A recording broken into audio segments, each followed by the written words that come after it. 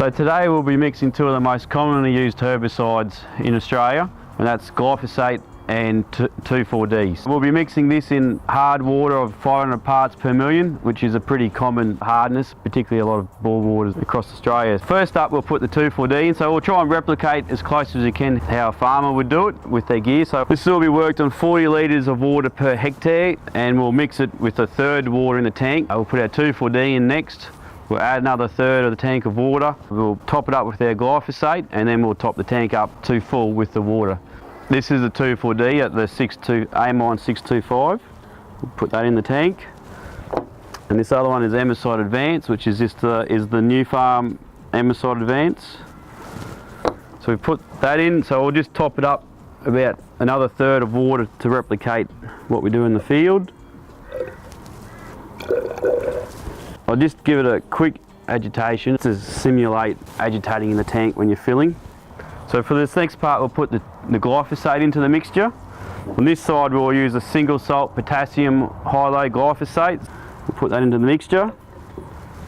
And on this side, we'll use the dual salt Weedmaster Argo. It's a glyphosate high-load product. So put that into the mixture. And now we'll top it up again with as we fill up the tank.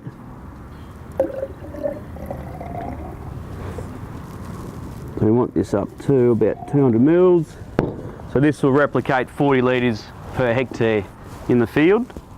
So we'll just do a agitation as you would have it agitating in the tank.